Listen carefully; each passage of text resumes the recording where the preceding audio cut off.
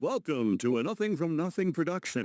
Hello, everybody. This is Mark Christopher with Bill Turley, and this is the Junction podcast, a podcast about growing up in Brooklyn in the 1970s and 80s. We're hoping to protect the names of the innocent as well as the extremely guilty, and there were plenty of those. Well, here goes. Welcome back to the Junction. This is part two of our discussion of Breezy Point. And I think this one will have a little bit more controversial subjects and a little bit about some of the characters that we ran into. I want to preface it with, there was so much fun down there. Bill and I had an enormous amount of fun down there, and we're very fond of everyone that lived in that era for the most part. For the most part, there were some assholes. I'm still pissed about, but for the most part, we really had a good time. But I think it'd be remiss not to talk about other elements of our existence and our experience at Breezy Point. Right, Bill? Exactly. We touched on this a little bit in the last episode about BP when I mentioned my grandparents, my Italian grandparents coming to visit Breezy Point back in the 1940s. And, look, as it was throughout Brooklyn, there was always that Irish-Italian rivalry. The picking on each other. A lot of it was good-natured. Some of it not so much. Yeah. Some of it was nasty and vicious. But it was interesting in Breezy Point. Once, more Italian Americans started coming into the community, they seemed to go more towards the bayside, the ocean. That's right. And quite frankly, the homes were nicer, I think. They were a lot better. A lot of Italian guys were in the construction trade who really did. And they were in the waste removal business. Well, they did a nice job. I think they took care of that waste. Whose family had a place down there on the Bayside, and his grandfather who was from Italy, was always down there. I remember he was always complaining about, hey, the Irish, they always walk around with the can, they always walk around with the can. I got a badge to them. Yeah, like the beer can. I always thought the funniest thing, I did know one family, you just jogging my memory, and they owned all of the garbage at King's Plaza, right? They would get rid of all the waste removal at King's Plaza. And I said, well, the guy was trying to convince me, this is a good long-term career path for you to get into garbage, and he was a nice fella, nice time guy. And he had a place down at Breezy Point. But I said, well, what's the name of the owner? And he goes, Capone. And I went, get the fuck out of here. Capone? It's as you literally telling me that the Capones own waste removal, and Tony Soprano runs South Jersey. You know what I mean? It was like, it's stereotypical. It's stereotypical, and it's just probably a coincidence. Quick getting, it's like, what was that, on Hill Street Blues? Did they have the Pestinellis? They ran that. Hill Street Blues or NYPD Blue? I never watched these two. Dennis Franz series mixed up. But anyway, getting back to, the ethnic and, racial components of Breezy Point. I mean, if you look on, I hate to say it, Wikipedia, which is not exactly an authority. According to Wikipedia, Breezy Point is 98.2% white. Is that even possible? Yeah, I mean, it was definitely, I think we still do it. I mean, I think we still live a little segregated, but it was a segregated community. There's just no debate. Yeah. And it was, primarily Irish, some Italians, but it was separate. It was an enclave. I personally have no problem with any type of group coalescing together, but prohibiting any other group from getting in, Wrong. It's wrong. It's absolutely wrong. It's segregation as well. Segregation. But, this was part of our childhood, and I'm not going to say I didn't have a good childhood. I didn't have fun down there. I did. Was I aware that it was? Well, there's a lot of racism. Yeah. And to get that particular part out, about 90% of the folks, nobody had hate in their heart, right? They just wanted to have a good life and try their best to just get some relief from the everyday pressures of working in the city. So a great majority of the folks were just really just trying to get along. But for that 10 or 20% that were hardcore racists, Yeah, I think so. I mean, they were bad news. And, there were incidents, gang incidents, which we'll go into. Breezy Point. Yeah, it was more on, I forgot what it was called. It's near Breezy Point, but Roxbury? Not Roxbury, the Irish, Garrettson Beach. Oh, well, like I went through the bay. Yeah, across the bay, right across. You take a little skiff right across. Yeah. But there was, I was more frightened of really drunk, violent Irishmen than any other ethnic group because they had their brain had been shut off. But there was a lot of that stuff that went down, not necessarily whites against blacks or anything, but there was just this like anger, as an undercurrent. So, it was interesting. I remember when I was, this has to go back to the maybe mid 60s. I remember like Breezy Point before it really got modernized. I don't know if you remember there was a Sinclair gas station on that main road. Yeah, yeah, Do you remember that? yeah. And when I say main road, this is a strip of land that's maybe, is it a mile wide? Yeah. Probably not. Well, I don't think it's a mile wide. Very fragile. And it's very, susceptible to hurricane activity too, you know. And the houses, just as an FYI, around there now are probably worth $1 million apiece. Yeah. I mean, that's a very, very expensive area now. But you would always hear about, hey, when the bay meets the ocean, you're in big trouble. Then you're going to wipe it all Yeah, out. that's what would happen during a hurricane. I mean, they were particularly hit hard during Hurricane Sandy, 2012. Yeah, A lot of damage was done down there. but back to that central point, I remember somebody telling me, if you buy down here, you're buying your white neighbor. That's why it's so expensive. Well, unfortunately. Yeah. But, another thing that I remember, like probably in the late 60s, early 70s, I remember seeing, like right before you got into the co-op on the beach side, there were these like kind of skeletons of apartment buildings, two of them. Oh, yeah. And from what I remember, they were proposing to build public housing there. Yeah. Some kind of, Like a Starrett City. organized housing, maybe. Yeah, and it did not go over well with the community, and eventually they discontinued the project, and I know the police department was using it for training. Yeah. Like urban tactics or whatever, and then they just came down. It was never visited. Actually, that would be a fascinating story. I don't know the details. I remember seeing it, like you knew you were on your way. And it was near Silver Gull, which we haven't mentioned to this day. So communities. There was a Jewish Breezy Point Surf Club, a Jewish and a surf club. Yeah, it was called the Silver Gull. Nice cabanas. the Flamingo Kid was filmed there. Yeah, exactly. Yeah, and I knew a friend who was able to get me in there a couple of times, and they had a nice bar and restaurant, great jukebox, great dance floor, It was a little more upscale. a little bit more upscale, and you could see it right from the beach, which was connected to the co-op. If you just looked to your east, you would see it there. And I always kind of wondered, I don't know if that still exists. I'm sure it does. So you have this area, and going back to the surf club, we'd like to shift gears into the concept of some of the characters that we ran into. And I always have to preface this. I don't want to sound too apologetic. A great majority of the people that I knew and I grew up with were just wonderful, and I loved them, and some of them have gone, and I miss them. But there were some psychos. There were some, and this is kind of a theme that's recurring from some of our high school teachers, some of the people living on the blocks. And I'm sure today, if you got somebody with their eyes wide open, looking at their how they interface with people in general, there's psychos everywhere. It's one of the, it's an unfortunate aspect of being advanced primates. We've got some that aren't as advanced, right? And so I had one which is sort of a dark story, right? There was this, I'm walking around trying to find this girl, Liz, who I was absolutely in love with and obsessed with at the time. I had to remember her name, though. I thought about it last you night. weren't a stalk. No, I just was, I was trying to connect. She was trying to connect to me, too. So I'm like, all right, at least I got a proper date eventually. So you weren't stalk. But, she lived at Bay Ridge. That was too far, so for you Flatbush. Yeah, and ended up marrying a girl all the way in Long Island, and I lived in Brooklyn, so who knows. But so there was, I'm in my own little, we used to have Walkman, if you remember, right? Which were, you put cassette tapes in a little radio with a little crappy headphones, and I'd walk around half stoned, I'm not going to lie, right? And there was this guy, Alex. What is half stoned? Well, pretty much I was stoned. Maybe smoked a couple of joints, which I know it's legal now, so it's okay to talk about. Isn't that ridiculous? Yeah, this is the most innocuous. These decades that we spent, hiding and concealing or whatever. Now you walk around Manhattan, there's one. They're like Starbucks now.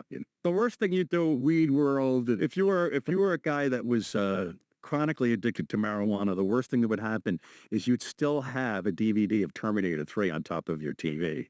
You know, I mean, it made you just like completely lazy. And, the few folks that have been casualties are just, they just don't grab their life by the balls. But put that aside. So I'm walking in my normal stone and I see that Alex, who had the cabana next to us, my father was suspicious of him, did not like him. And I was suspicious. It was a 54-year-old man or 50-year-old man in a skeevy black Speedo bathing, no adult friends, except the parents, the drunken parents would drop their kids off to him. And that's mind boggling. Oh, it's, I would look at this as this is really, really strange. And then they would just really, rationalize that, oh, he's just one of those guys that connects with little kids. He's Captain Kangaroo. Rather me, he's like Captain Kangaroo. He just wants to hang out with little kids. So I'm obviously in some marijuana haze at that period in summertime. And, I walk by and I look to my right and I see him teaching. And I got to picture this. His entire cabana was like a fun house filled with like 40 versions of Candyland. And, all sorts of crazy kid games and you hear all these little crazy noise coming up. So I never paid much of attention. Hey, and he's this high-pitched, typical, right? High-pitched voice. And he had hair like the guy from Three Stooges. Larry. He had, he's like Larry. Down the best studio. Oh, yeah, well, I'm a chef man. Oh, you're a chef? No. No, Larry made the studio. So he had like this ridiculous hairstyle. And he knew I was cluey to him, or I was suspicious of him. I'm wise to you, buddy. I'm wise to you, buddy. Watch your step. But you got to remember, Yeah. you lived on top of your neighbor. Oh, yeah. I mean, you're I'm literally on top. It was like some plywood in between. So my father would say, stay away from him. Don't talk to him. Just say hello, smile, just keep going, right? So he's one of the guys that would catcall and say, you hippie. He would occasionally catcall, but he didn't drink. And all the parents would get loaded and drop their kids off. And it'd be Crazy. It's so beyond crazy, right? And they didn't have a suspicious nature about him. So I literally see him with whipped cream on a girl's leg. What? Yeah. Like not super close to the danger, but like, like a 12-year-old girl. He goes, well, girls shave their legs with this fake toy shaving thing. And I look at him and he looks at me and there's a recognition that I've seen what he's done, right? And so everybody's partying at the bar there. And I'm trying to catch my dad's attention, and I kind of tell him what's going on. To the bar where you burned the cabana down. Yeah, like, so I pulled my cousin out of there, and I said, "You're never going to hang around here. I don't care. I'm talking to your mom," and I talked to my Aunt Mary. So it was becoming an issue, right? So he basically, and being me and being a 16-year-old stoned, I borderline forgot about it. I told my father. My father's like, deal with it. Stay out of it, right? They don't like your hair as it is, So the next day, he comes bursting out of his cabana, right? And he comes and he wags his finger at me. Says, did you put a golf ball in the engine of my car? You filthy, dirty hippie. And I remember saying, You in the gas tank. no, I didn't do it. You didn't do it. Oh. Yeah, but he says, you put golf ball in or a tennis ball in my gas tank. I don't think you can get a tennis ball now, but you can get like a ping pong ball. You put a ping pong in. And I said, what the fuck are you talking about? And you talking filthy? I said, Jesus Christ, you could run that bathing suit through the washing machine someday, please. Right? And so I'm being a little, Ronnie Dangerfield with him. And I said, I got to tell you, would you have a shit sandwich? Geez, your breath is horrible. Right? And so I'm doing that. And then, but there's a crowd gathering of these adults. And he's screaming at me and wagging. And there was a guy that played big band music 8 hours a day. Right. He put speakers all over. And remember that guy? Yeah, remember him? They do. He had the biggest beer belly in the history of mankind. He played from the 40s. And you could never get anything past 1940s. Dorsey. Yeah, it was all the same 5 or 6 artists, right? So what happened was you could hear that because he's yelling at me. You could hear the needle go, and the music stopped. And I realized I'm in the middle of an incident. And there's no what? An incident. I was the incident, right? And I said, step back. I didn't put any. I just got off the B9. I got whatever it was, the Green Line bus. I hitched here. I did not put, those ping pong balls in your gas tank. He goes, I can't believe this is right. Like he's yelling at me. Right. but he's so out of control that so many adults start to take my side. He's a good kid. You know, he might like that rock and roll shit, but he's a good kid. He's a mixed up kid. You know, he's a little mixed up with the rock and roll, but he's a good kid. And I don't know if it was my father or somebody stepped in and said, stop this right now. This is over with. I could picture your dad intervening. It's probably my dad. My dad wouldn't put up with any shit. So I said to him, I didn't do it. And he goes, all right. And I said, I'm telling you, Alex, I didn't fucking fuck with your car. I didn't know what your fucking car looks like. And he goes, oh, the language. You call the language. I didn't do it. And so he stepped back. He goes, I'm sorry. Okay. And then a cop guy comes over and goes, okay, the show's over. Let's go. It's over. The whole thing's keep moving, Johnny. Get off the corner, Johnny. Get out of here. The show's over. Right. And so it all dispersed. And then a little later, my father's literally reading Ernest Hemingway, which he read like religiously every summer, you know. Okay. And he's sitting there and it's quiet, dead quiet, you know.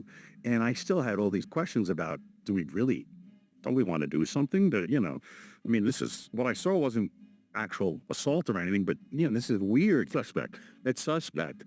And nobody's there. And I said, Dad, you know, Jesus, that was like fucked up. You know, that was really fucked up. And he was off with the little kid at the pool, teaching them breaststroke, you know what I mean? And my father goes, don't you understand what that was, Mark? And I said, what? Because that was a distraction of what you saw yesterday. Okay. I'm handling it my own way. Oh, boy. And everybody's going to know about that. Yeah. Everybody in the surf club is going to know about him with the whipped cream, you know? So what ended up happening is he avoided me like the plague. And he used to somehow get dispensation and live there 10 months out of the year. Wow. And somehow get no heat. With no heat, he'd go to a homeless shelter in the medium months or something. Yeah. We later found out. So I'm not going to go into the conclusion of the story, but the conclusion of the story was as horrific as your imagination will take you.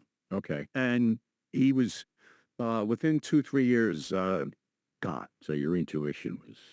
My intuition was proven beyond correct. And it was proven, I'm not going to go into, because it's not fair to mention stuff that happened to other people. Right. But it was a famous story that I had my head scratching when I moved out of Brooklyn. I'd occasionally come back to it because my cousin was down there. I could totally understand that this is, wow, we work our asses off. This is a safe place. Yeah. You know, it's just, but it's also a place primed for a fucking devious predator.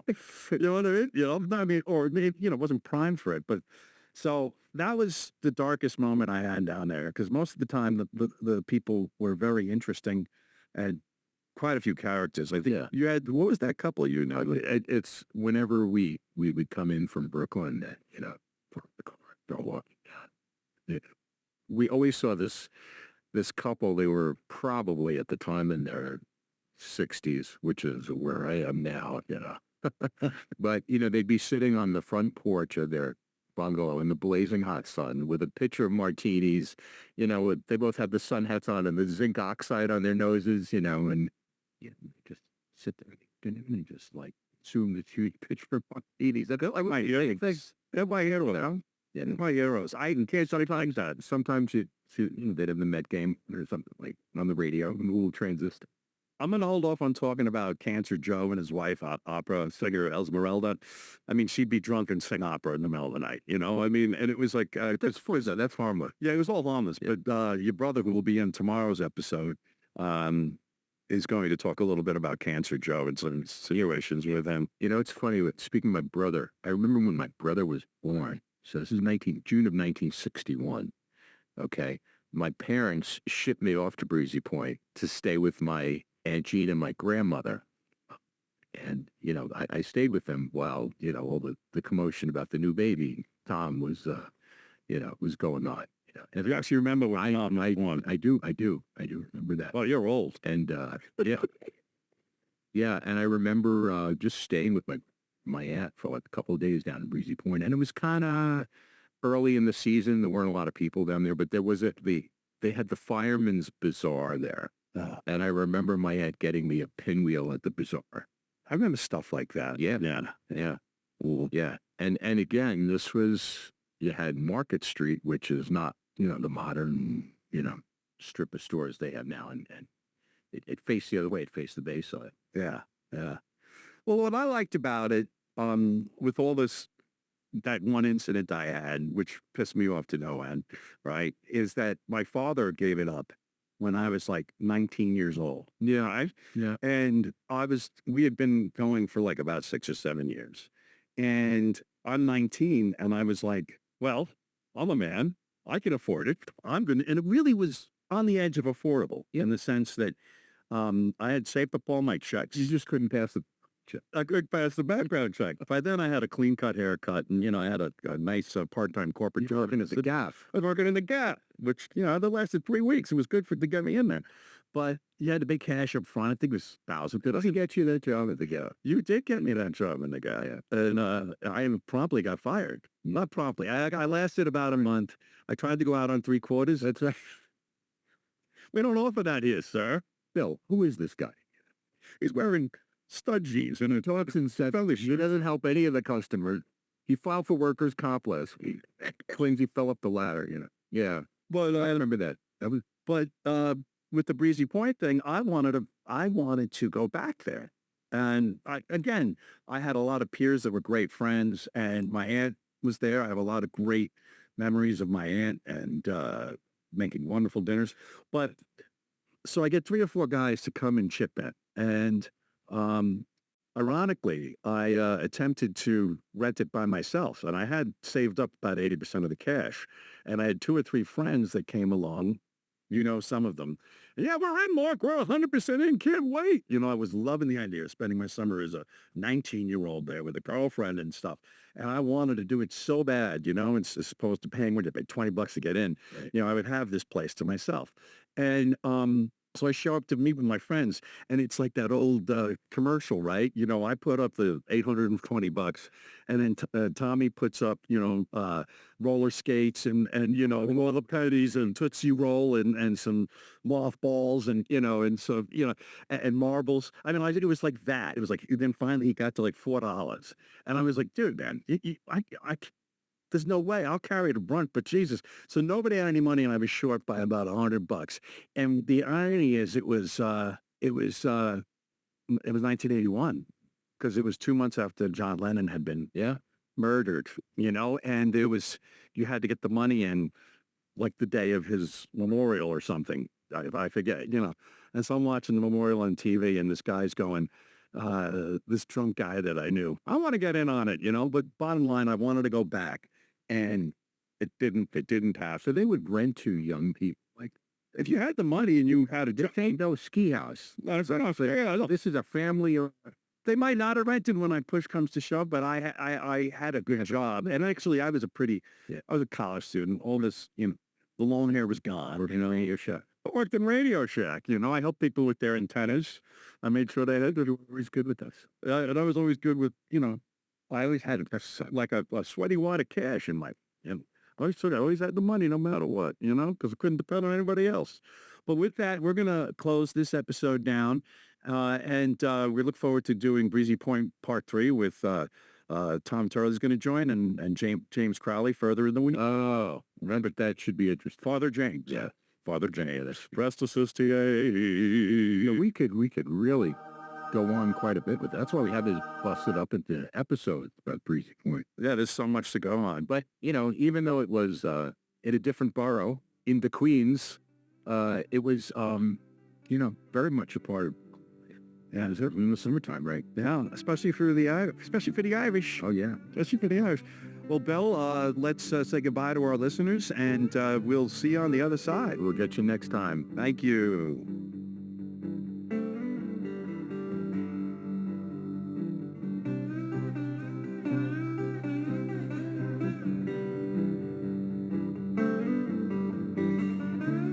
Just sliding around.